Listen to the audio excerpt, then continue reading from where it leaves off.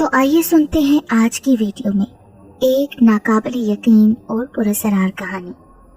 मैंने दीवान नकवी की तरफ देखते हुए पूछा, आखिर इसमें खास बात क्या है? दीवान नकवी को मेरे वालिद साहब ने मुलाजमत पर रखा था। दीवान बोला, जनाब, ये एक ऐसी हवेली बल्कि शानदार महल है कि आप इसके मालिक होने पर फख्र महसूस करेंगे। कोई जवाब देने की बजाय मैं दीवान की तरफ देखता रहा। इसने एक उम्र मेरे वालिद की खिदमत में गुजारी थी और अब ये मेरी खिदमत कर रहा था। इसके चेहरे के नकूश धुंधलाए हुए थे, आंखें सूनी सूनी बुझी बुझी सी थीं, लेकिन बातें बहुत सलीके की किया करता था। इसमें ईमानदारी के साथ साथ मामला फहमी भी थी। गर्ज के वो बहुत अच्छा इंसान था। 3 माह पहले मेरे वालिद साहब का इंतकाल हो गया था। उनकी रहलत के बाद सारी जिम्मेदारियां मेरे हिस्से में आईं, जबकि अब तक मैंने बड़ी गैर जिम्मेदाराना जिंदगी गुजारी थी। एडवेंचर, सियाहत, तफरीह, मौज मस्ती और न जाने क्या कुछ मेरी जिंदगी में शामिल था। वालिद साहब के इंतकाल के बाद पता चला कि मैं तो करोड़ों की जायदाद का अकलौता वारिस हूँ। एक फैला हुआ कारोबार है, बेहिसाब जमीनें, और आज तो दीवान साहब किसी हवेली या महल के बारे में बता रहे थे कि वो भी मेरे वालिद साहब ही की मलकियत है। वैसे ये महल कहाँ है, कितनी दूर है? शादाबपुर के रेलवे स्टेशन से एक सड़क नोगरा तक जाती है। उस सड़क पर से दाएं हाथ का रास्ता आपके महल तक जाता है। पर दीवान साहब, आप बता सकते हैं कि वो महल जो इतनी दूर है क्यों खरीदा गया? इतने वीराने में कोई महल खरीदने की क्या जरूरत थी? क्योंकि उसके आसपास के मनाजिर बहुत खूबसूरत और दिलफरेब हैं आजाद साहब। दूर दूर तक फैला हुआ सरसब्ज मैदान है, एक खूबसूरत झील और महल का पाए बाग। पहले तो वहाँ कोई आबादी नहीं थी, लेकिन अब वहाँ से कुछ फासले पर एक छोटा सा गांव भी आबाद है जिसका नाम शाहपुर है। वो गांव हुसैन शाह नाम के किसी आदमी ने आबाद किया था, इसलिए गांव का नाम भी शाहपुर रख दिया गया। वहाँ की आबो हवा भी सेहत के लिए बड़ी फरहत बख्श है। अच्छा, ये मुझे बताएं नकवी साहब कि इस महल की निगरानी के क्या इंतजामात हैं? इसकी देखभाल के लिए कोई सर्वेंट रखा है या नहीं? कुछ भी नहीं। बात यह है कि इस महल के बारे में कुछ अजीब रवायतें हैं। आप अंदाजा लगा सकते हैं कि इन रवायतों कहानियों की क्या नोयत हो सकती है, यानी जिन, भूत, प्रेत वगैरह। ओह, सच में? बहुत खूब दीवान साहब, ये बात आपने काम की बताई है। मुझे तो इस किस्म की बातों से हमेशा दिलचस्पी रही है। मेरा मिजाज भी कुछ ऐसा ही है, लिहाजा अब तो मैं इस महल को जरूर देखने जाऊंगा। मुझे मालूम था आजाद साहब कि आप यही कहेंगे, क्योंकि आपके मिजाज से अच्छी तरह वाकिफ हूँ, लेकिन मैं ये मशवरा नहीं दूंगा। हो सकता है कि इन कहानियों में कोई हकीकत ना हो, लेकिन बेहतर यही है कि एहतियात की जाए। एहतियात लाजमी शर्त है ना? आप ये छोड़ें दीवान साहब, आप बस इतना बताएं कि वहाँ महल की देखभाल के लिए कोई सर्वेंट है? इतने बड़े महल की देखभाल के लिए कोई तो होना चाहिए ना? हाँ, क्यों नहीं। ऐसा भी नहीं है कि हमने इसे यूं ही छोड़ दिया है। इस गांव में एक शख्स है जो कभी कभी इस महल को जाकर देखता है। महल की तमाम चाबियां वगैरह इसी के पास है। क्या नाम है उसका? नसीरुद्दीन नाम है। ओके दीवान साहब, मैं इस महल को देखने जा रहा हूँ। ठीक है आजाद साहब, मैं इंतजामात करवाए देता हूँ आपके जाने के लिए। फिर 2 दिनों बाद मैं शादाबपुर के रेलवे स्टेशन पर खड़ा था। मेरे पास एक सूटकेस था। शादाबपुर का स्टेशन बहुत छोटा था। मेरे साथ और भी कुछ लोग उतरे थे। स्टेशन की इमारत से बाहर कुछ तांगे खड़े थे जो मुसाफिरों को मुकामी आबादियों तक पहुंचा दिया करते थे। मैंने भी एक तांगा पकड़ लिया। कहाँ जाने का है बाबूजी? कोचवान ने मेरा सूटकेस तांगे में रखते हुए कहा। शाहपुर, मुझे वहाँ नसीरुद्दीन के घर जाना है।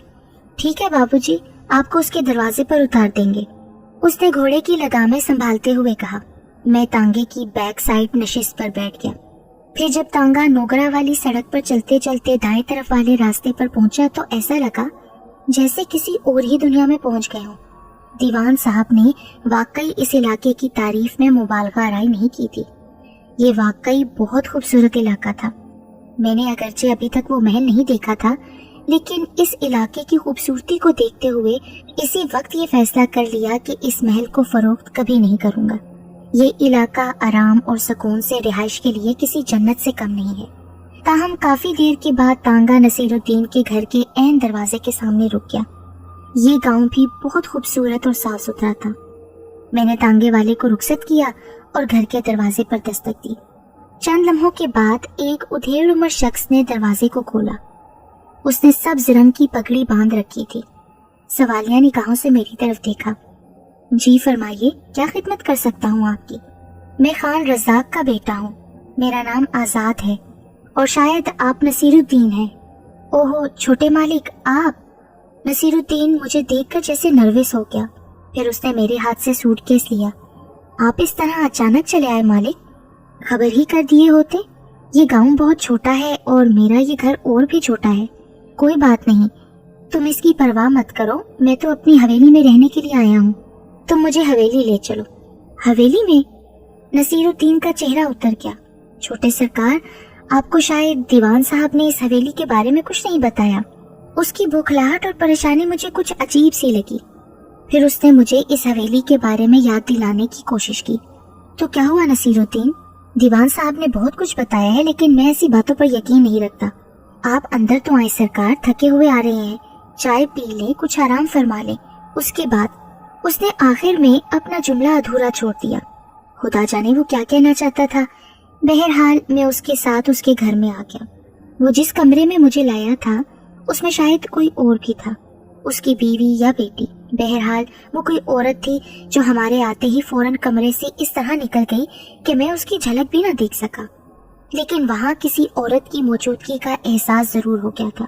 नसीरुद्दीन मुझे उस कमरे में बिठाकर चाय लेने चला गया। इस दौरान मैं कमरे का जायजा लेता रहा। इस कमरे में बहुत मामूली सा साजो सामान था, जैसा कि गांव के किसी गरीब घर में हो सकता है। एक तरफ एक पुरानी अलमारी जिसके ऊपर लगा हुआ शीशा टूट चुका था। कमरे में कुर्सी या सोफे की बजाय 2 अदद चारपाइयां बिछी हुई थी। नसीरुद्दीन कुछ देर के बाद एक ट्रे में चाय और खाने पीने का सामान ले आया। ट्रे मेरे सामने रखते हुए उसने बड़ी शर्मिंदगी से कहा, माफ कीजिएगा सरकार, आपके लायक इस घर में कुछ भी नहीं। अरे नहीं, ऐसा नहीं कहते। मेरी नजर में ऐसी बातों की कोई अहमियत नहीं है।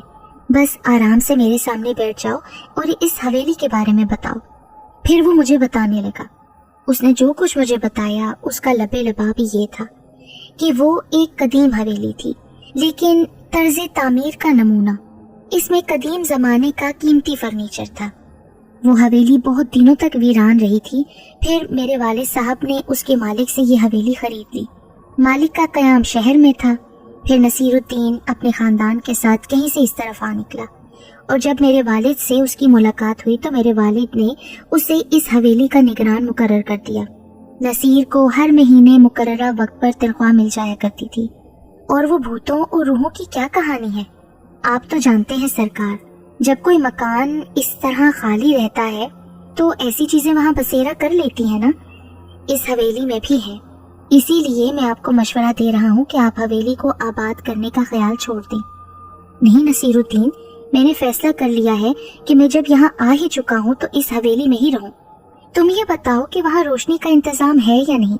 नसीरुद्दीन के चेहरे के तासुरात ये बता रहे थे कि उसे मेरे इस फैसले से मायूसी हुई है। मेरी समझ में नहीं आ रहा था कि वो ये क्यों नहीं चाहता कि मैं उस हवेली की तरफ जाऊं।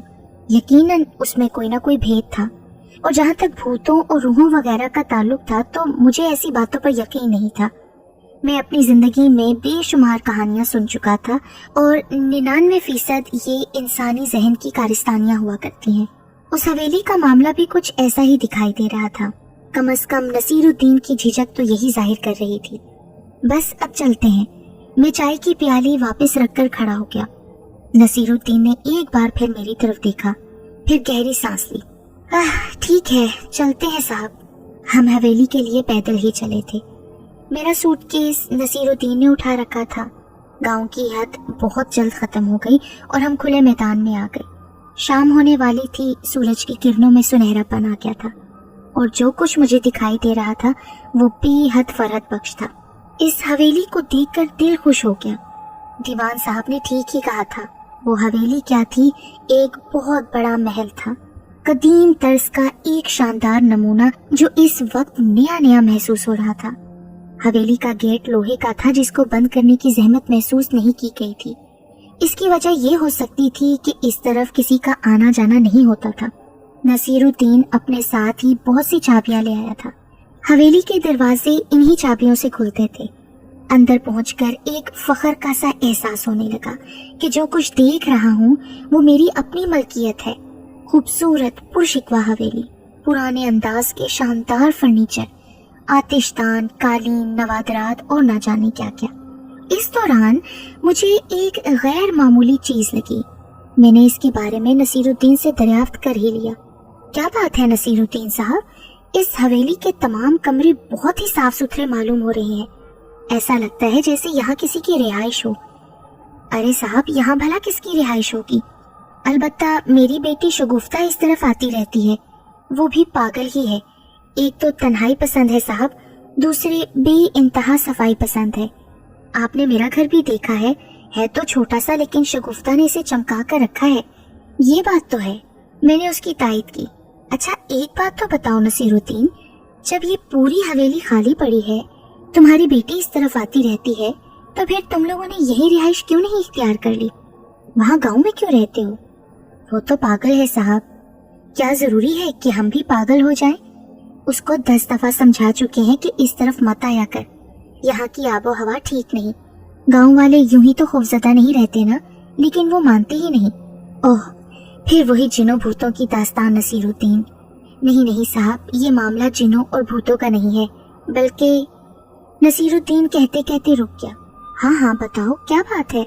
ये मामला जिनसान का है साहब। जिनसान? ये जिनसान क्या चीज होती है? ये इंसानों और जिनों के दरमियान की मखलूक है साहब। इसमें आधी खसूसियात इंसानों और आधी खसूसियात जिनों की होती हैं। मुझे नसीरुद्दीन की इस मासूमियत पर हंसी आ गई। ना जाने इस बेचारे ने ये लफ्ज कहाँ से सुन लिया था। जिनसान, मेरे लिए तो ये एक नया लफ्ज था। मेरे हंसने का शायद नसीरुद्दीन ने बुरा माना, इसलिए उसने अपना चेहरा दूसरी तरफ कर लिया। देखो नसीरुद्दीन, मैं नहीं जानता कि ये जिनसान क्या चीज होती है, लेकिन जो भी हो, इंसानों से ज्यादा खतरनाक मखलूक और कोई नहीं होती। बहरहाल मैं तो अब इसी हवेली में कयाम करूंगा। सबसे अच्छी बात यह है कि यहाँ बाकायदा बिजली भी मौजूद है। अलबत्ता तुम्हें ये जहमत करनी होगी कि मेरे लिए खाने पीने का बंदोबस्त करना होगा। ये कोई कहने वाली बात है साहब, लेकिन मैं आपको फिर मशवरा दूंगा कि आप यहाँ ना रहें। नसीरुद्दीन ने ये बात शायद तीसरी या चौथी बार की थी। इसकी ये बात मुझे शक में मुब्तला कर रही थी। जिनसान वगैरह का तो खैर बहाना था, मामला कुछ और मालूम होता था। हो सकता था कि इस हवेली में ऐसी कोई चीज हो जिसके बारे में नसीरुद्दीन मोहतात हो रहा था। वो नहीं चाहता था कि मैं इस भेद तक रसाई हासिल कर सकूं। ये भी मुमकिन था कि इस हवेली की वीरानी से फायदा उठाकर यहाँ कोई गैर कानूनी काम हो रहा हो। नसीरुद्दीन बज़ाहिर ऐसा आदमी तो नहीं मालूम हो रहा था, लेकिन इंसान का भी तो कोई भरोसा नहीं ना, वो अपने मुफाद के लिए कुछ भी कर सकता है। नसीरुद्दीन, तुम मेरी फिक्र मत करो, मैं इस मामले में बहुत ढीठ वाक़या हुआ हूँ, मैं सब संभाल लूंगा। इसके बाद नसीरुद्दीन कुछ नहीं बोला। मैं उसके साथ हवेली के मुख्तलिफ हिस्सों का मुआयना करने लगा। वालिद साहब ने ये हवेली महज साजो सामान की खरीद ली थी। उसका पुराना मालिक बहुत बाज़ोक आदमी मालूम होता था। पूरी हवेली बहुत खूबसूरती से सजाई गई थी। फिर कमरों में ऐसा फर्नीचर था जो नुमाइश के लिए रखा जाता तो लोग दूर दूर से देखने के लिए आया करते। हम हवेली के कुछ ही हिस्सों का मुआयना कर सके थे। फिर वसी और रेज ड्राइंग रूम में आ गए। ठीक है साहब, आप यहाँ रहें, मैं आपके लिए खाने और चाय वगैरह का बंदोबस्त करने जा रहा हूँ। फिर नसीरुद्दीन ड्राइंग रूम से निकल गया। नसीरुद्दीन के जाने के बाद मैंने गुसल खाने की राह ली। बाथरूम भी बहुत शानदार और खूबसूरत था। बहुत ही शफाफ ठंडा पानी। नहा धोकर मैंने लिबास चेंज किया। मैं अपने आप को बहुत फ्रेश महसूस कर रहा था। ताहम टहलने की गर्ज से एक बार फिर मैं हवेली का जायजा लेने लगा। एक अजीब सी बात थी कि मैं जैसे जैसे इस हवेली को देख रहा था, वैसे वैसे मुझे इस हवेली से उनसियत पैदा होती जा रही थी। ऐसा महसूस हो रहा था जैसे ये हवेली मेरी वजूद और मेरी शख्सियत का ही एक हिस्सा हो। इस हवेली में एक लाइब्रेरी भी थी। दीवारों के साथ लकड़ियों की कदीम तर्ज की अलमारियां, जिनमें किताबें भरी पड़ी थीं। वो किताबें मुख्तलिफ मौज़ूआत पर थीं। साइंस, फ़लसफ़े, तारीख, रूहानी और अदब वगैरह का खासा ज़ख़ीरा था। मुझे अफसोस होने लगा कि अब से पहले मैं इस हवेली के वजूद से बेखबर क्यों रहा। نہ جانے اس حویلی کے مالک پر ایسی کیا افتاد نازل ہوئی کہ وہ اپنی ہر چیز فروخت کر گیا۔ اس نے کتابیں تک یہی رہنے دیں۔ الماریوں میں کتابوں کی چھان بین کے دوران مجھے ایک ایسی چیز مل گئی جس نے حویلی کے پرانے مالک کے اس راز سے پردہ اٹھا دیا تھا۔ یہ ایک سبز رنگ کی ڈائری تھی، چرمئی جلد کی ایک موٹی سی ڈائری، جس کے پہلے صفحے پر اس حویلی کے پرانے مالک کا نام لکھا ہوا تھا، نور الدین فتح۔ بعد کے کچھ صفحات بھرے ہوئے تھے، کچھ خالی بھی تھے۔ حالانکہ یہ ایک غیر اخلاقی حرکت تھی، کسی کی ڈائری کو اس طرح نہیں پڑھا جاتا، لیکن اس حویلی کے پس منظر میں مجھے یہ احساس ہو رہا تھا کہ اس ڈائری سے مجھے بہت کچھ معلوم ہو سکتا ہے۔ کم از کم اتنا تو معلوم ہو ہی جائے گا کہ نور الدین فتح نے اس حویلی کو اتنی افراتفری کے عالم میں کیوں چھوڑ دیا تھا۔ میں اس ڈائری کو لے کر ڈرائنگ روم میں آ گیا۔ یہاں نصیر الدین پہلے سے موجود تھا۔ وہ میرے لیے کھانا اور چائے لے آیا تھا۔ میرے ہاتھ میں ڈائری دیکھ کر وہ چونک اٹھا۔ یہ آپ کو کہاں سے مل گئی صاحب؟ لائبریری سے؟ کیا تم اس ڈائری کے بارے میں جانتے ہو؟ جی ہاں، یہ ڈائری ایک بار آپ کے والد صاحب کو بھی ملی تھی، میں نے ان کے ہاتھوں میں دیکھی تھی۔ انہوں نے بتایا تھا کہ یہ ڈائری حویلی کے پرانے مالک نور الدین فتح کی ہے۔ شاید وہ بھول گئے تھے یا انہوں نے جان بوجھ کر یہاں پڑی رہنے دی، تاہم آپ کے والد صاحب نے ڈائری پڑھ کر واپس رکھ دی تھی۔ وہ کہہ رہے تھے کہ اس میں فضول باتیں لکھی ہوئی ہیں، آپ بھی اپنا وقت برباد کر رہے ہیں صاحب۔ بس یوں ہی وقت گزارنے کا کوئی بہانہ تو ہونا چاہیے نا۔ پھر میں نے اپنی جیب سے چند نوٹ نکال کر اس کی طرف بڑھا دیے۔ یہ رکھ لو، تمہارے لیے ہے۔ میں نے پھر چند نوٹ اور نکالے اور اس کی طرف بڑھاتے ہوئے کہا، میں نہ جانے کب تک یہاں رہوں گا، یہ میرے اخراجات کے لیے ہیں، یہ بھی رکھ لو۔ اس نے تھوڑی سی ہچکچاہٹ کے بعد پیسے پکڑ لیے۔ پھر میں کھانے کی غرض سے ٹیبل کی طرف بڑھ گیا۔ نصیر الدین اپنے گھر سے جو کھانا لایا تھا وہ بہت مزیدار تھا۔ کھانے کے بعد میں نے اس کی لائی ہوئی چائے پی، پھر کچھ دیر باتیں کرنے کے بعد اسے رخصت کر دیا۔ میں اس ڈائری کو پڑھنے کے لیے بے چین ہو رہا تھا۔ اس کے جانے کے بعد میں نے حویلی کے سارے دروازے بند کیے۔ اتنی بڑی حویلی میں رہنے کا تجربہ بھی کچھ عجیب سا محسوس ہو رہا تھا، کچھ انجان سا احساس تھا۔ میں اسے خوف و ڈر تو نہیں کہہ سکتا تھا، بہرحال بے چینی سی ہو رہی تھی۔ اس حویلی میں ایک کمرہ ایسا تھا جو خوابگاہ کے طور پر استعمال ہوتا ہوگا، اسے بیڈ روم کہنا کچھ غلط نہیں ہوگا۔ اس میں ابھی تک مسحری اور آرام دہ بستر موجود تھا۔ میں نے اسی خوابگاہ کو اپنے لیے پسند کیا۔ خوابگاہ کا دروازہ بند کر کے میں مسحری پر نیم دراز ہو کر اس ڈائری کے مطالعے میں مصروف ہو گیا۔ میں جیسے جیسے ڈائری پڑھتا گیا ویسے ویسے بہت سی باتوں کے راز کھلتے چلے گئے اور مجھ پر آشکار ہوتے گئے۔ نور الدین فتح نے تاریخ با تاریخ اس ڈائری میں اندراج کیا تھا۔ ڈائری میں جو کچھ لکھا تھا وہ حرف بحرف یہ تھا: 1 دسمبر 1942۔ آج میں اس حویلی کا مالک ہو گیا ہوں۔ یہ خوابوں کی طرح بے حد خوبصورت اور شاندار ہے۔ میں اپنے لکھنے پڑھنے کے کام یہاں آرام اور سکون سے کر سکتا ہوں، اس لیے میں نے اپنی ساری کتابیں یہاں ایک کمرے میں لا کر رکھ دی ہیں۔ اس کمرے کو میں اپنی لائبریری کے طور پر استعمال کروں گا۔ 2 دسمبر 1942۔ رات کچھ بے چینی سی رہی، بہت دیر کے بعد نیند آئی۔ حالانکہ بظاہر اس کا کوئی سبب بھی نہیں تھا، لیکن میں جانتا ہوں کہ نئی جگہ عام طور پر اس انداز میں پریشانی ہوا ہی کرتی ہے۔ مانوس ہوتے ہوتے بھی تو کچھ وقت لگ جاتا ہے نا، اس لیے میں بھی اس نئی حویلی سے مانوس ہونے کے لیے کوشش کرنے لگا۔ 3 اور 4 دسمبر کی تاریخوں میں کوئی خاص بات لکھی نظر نہیں آئی۔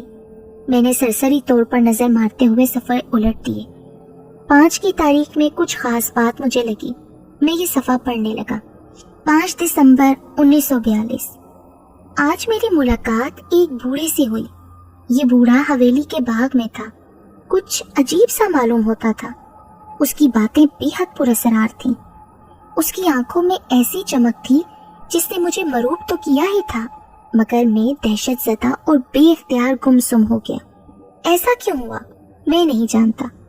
میں اس بوڑھے سے یہ بھی نہیں معلوم کر سکا کہ وہ کون ہے اور کہاں سے آیا ہے۔ 6 دسمبر 1942۔ اس بوڑھے سے آج پھر ملاقات ہوئی اور ایک حیرت انگیز بات سامنے آئی کہ اس بوڑھے کے بازوؤں میں 10 جوانوں جیسی طاقت موجود ہے۔ बाग में नारंगी के दरख्त के पास एक बड़ा सा पत्थर रखा था। मैंने यूं ही सरसरी तौर पर उस बूढ़े से कहा कि दरख्त के पास पड़ा हुआ है ये पत्थर, इस दरख्त की दिलकशी को खराब कर रहा है। इतना सुनते ही उस बूढ़े ने दोनों हाथों से वो पत्थर उठाकर चारदीवारी के बाहर फेंक दिया। मैं उसकी ताकत के मुजाहरे पर हैरान भी हुआ और खौफजदा भी। फिर उस बूढ़े की वो पुरस्सरार मुस्कुराहट, मैं उसे कभी भूल नहीं सकता। इस पुरस्सरार मुस्कुराहट ने मुझे और भी ज्यादा दहशत ज़दा कर दिया। मैं वहां से फौरन भागता हुआ अपने कमरे में आ गया। 7 दिसंबर 1942। मैंने आज ये फैसला कर ही लिया है कि मैं इस पुरस्सरार बूढ़े से कभी मुलाकात नहीं करूंगा, बाग की तरफ भी नहीं जाऊंगा। न जाने वो पुरस्सरार बूढ़ा कौन है और अचानक कहां से आन टपका है। 8 दिसंबर 1942। आज मैं हवेली से बाहर नहीं निकला। न जाने वो बूढ़ा आज आया होगा या। 9 दिसंबर 1942। खुदा का शुक्र है आज भी इस बूढ़े से मेरी मुलाकात नहीं हुई। 10 और 11 तारीखों में कोई अंदराज नहीं था, कुछ नहीं लिखा था। 12 तारीख के सफ़े पर कुछ लिखने की कोशिश की गई थी, मगर फिर वो तहरीर काट दी गई। ताहम 13 तारीख में बहुत कुछ लिखा हुआ था। 13 दिसंबर 1942। मैं न जाने क्यों खौफजदा होकर शहर चला गया। मैं ये नहीं कह सकता कि मुझे इस बूढ़े से खौफ महसूस हो रहा था, लेकिन मैं जिस बेचैनी का पहले इजहार कर चुका हूँ वो बेचैनी मेरे साथ बदस्तूर थी, जबरदस्त उलझन सी थी। मैंने ये सोचा था कि मैं 2-4 हफ्तों के बाद वापस आऊंगा या फिर कुछ और सोचूंगा, लेकिन ऐसा नहीं हो सका। कोई ताकत मुझे हवेली की तरफ खींच रही है। शायद इस हवेली की अपनी कशिश है।